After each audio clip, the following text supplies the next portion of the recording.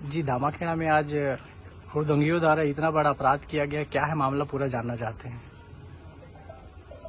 आज का दिन बहुत दुर्भाग्य का दिन है। कबीर आश्रम को दामाखेड़ा ग्राम में स्थापित हुए 120 बरस हो गए। 120 वर्षों में कभी ऐसा नहीं हुआ जो आज हुआ। हमारे जो नए वंशाचार्य हैं, नवोदित वंशाचार्य उदित मुनि पर हमला करने के लिए धारदार हथियारों से लैस होकर गांव के 50-60 गुंडे आश्रम के सामने आकर उत्पात किए, जबरदस्ती आश्रम में घुसने का प्रयास किए और गेट के बाहर से उन्होंने बहुत अश्लील गालियां दी। उनकी नीयत बहुत ही ज्यादा खराब थी। वो सीधे बोल रहे थे कि हमको उदित मुनि को मारना है। मतलब आज ये हम कबीरपंथियों के लिए इतना गंभीर विषय है, इतना गंभीर मामला है कि एक तरह से वो हमारे कबीरपंथ के भविष्य का कत्ल करने आए थे। फिर कुछ लोगों को पकड़ा गया और लोग इकट्ठे हुए, गांव के लोग इकट्ठे हुए, आश्रम के लोग इकट्ठे हुए। फिर भानु प्रताप गोस्वामी आए तो फिर वो लोग धीरे से खिसकने लगे। इतने में मुझे खबर लगी, मैं अंदर से बाहर आया। फिर मेरे आने पर वो लोग भागने लगे तो फिर दौड़कर कुछ लोगों को पकड़ा गया। तो मैंने तुरंत ही इसकी सूचना छत्तीसगढ़ प्रदेश के गृह मंत्री जी को करवाई।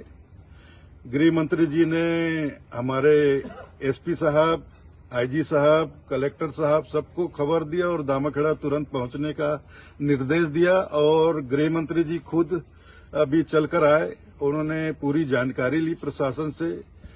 यहां पुलिस बल आते ही कुछ लोगों को गिरफ्तार भी किया गया है और हमारे आश्रम की संस्था प्रतिनिधि सभा की तरफ से हमारे सिमगा थाने में एफआईआर दर्ज करवा दिया गया है। कितने की संख्या में हुड़दंगी लोग यहाँ पहुंचे हुए? हुड़दंगी लोग करीब 60 से 70 लोग रहे होंगे और हथियार से लैस थे। ये बहुत ही मतलब पहली बार ऐसा दामाखेड़ा में देखा जा रहा है। कहा जा रहा है कि पुरानी रंजिश जो सरपंच है उनके द्वारा ये सब कराया गया है। इसमें ज्यादा लोग जो वर्तमान में सरपंच है, लेडीज सरपंच, उसका हस्बैंड है, उस सरपंच के परिवार के ही लोग थे। क्योंकि ये लोग 2020 में मेरे नाम से और कबीर आश्रम के नाम से 10 लाख रुपए संस्कृति विभाग से लेकर के उसको गबन करके खा गए थे। इसकी जानकारी होने पर हमने इसकी शिकायत थाने में कर दी थी और ये सब फरार फिर रहे थे। अब ये सब जमानत पे हैं, इसलिए उनकी चीड़ मेरे से भी थी। और ये उदित मुनि जो हैं, ये अभी बिल्कुल 16 बरस के हैं, अपने दोस्तों के साथ, बच्चों के साथ आश्रम क्षेत्र में घूमते फिरते रहते हैं। तो यहाँ जो बिगड़े हुए लड़के हैं, वो उत्पाती टाइप के, गुंडे तरह के, बिल्कुल गुंडे ही हो गए हैं, क्रिमिनल टाइप के हो गए हैं।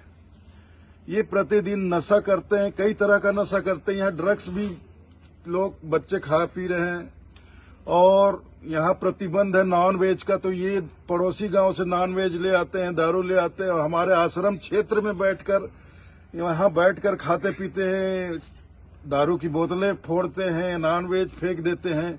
और आश्रम में रहने वाले साधु संत उनको रोकते टोकते तो गाली गलौज करते हैं। उदित मुनि ने भी उनको 3-4 बार रोका टोका, एक बार वीडियो भी बनावा है। तो इसके लिए वो उदित मुनि से चिढ़ गए और आज इसीलिए वो लोग उदित मुनि को मारने के लिए 60-70 लोगों का दल बना के हथियार से लैस होकर आज उन्होंने कबीर आश्रम दामाखेड़ा के ऊपर हमला किया। बलपूर्वक आश्रम के अंदर घुसने का प्रयास किया। गेट लोगों ने बंद कर दिया तो 4 दीवारी फांद कर अंदर घुसने का प्रयास किया, लेकिन सफल नहीं हुए। तो बाहर से ही ऐसे हथियार लहराते हुए, धारदार हथियार को लहराते हुए इन्होंने, उदित मुनि अंदर थे, हमारा पूरा परिवार था, साधु संत थे, मतलब धमकी दे रहे उदित मुनि को बाहर भेजो, हमको इससे हिसाब बराबर करना है। गृह मंत्री जी आए हुए थे, क्या आश्वासन दिए और क्या बोले? गृह मंत्री जी ने जितने भी अधिकारी हैं हमारे जिला में, पुलिस के बड़े से बड़े अधिकारी, सबको निर्देश दिया है कि इस घटना के ऊपर कड़ी से कड़ी कार्रवाई करें और जितने भी दोषी हैं सबको अरेस्ट करें और इस घटना को साधारण बना ले, ये मामूली वाद विवाद की घटना नहीं है।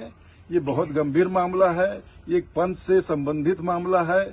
अगर कबीरपंथियों को पता चला कि उनके भावी वंशाचार के ऊपर हमला करने लोग आए थे, एक तरह से उनको जान से मारने के लिए आए थे, ये वास्तव में वाद विवाद, छोटी मोटी वाद विवाद की बात नहीं है। उनका इरादा ही यही था। वो आज उदित मुनि को मारने के लिए आए थे हथियार लेकर। और ये पहली बार ऐसा हुआ है कि कबीर आश्रम के ऊपर 60-70 लोगों ने दल बनाकर हथियार से लैस होकर यहाँ हमला किया है और जबरदस्ती घुसने का प्रयास किया है।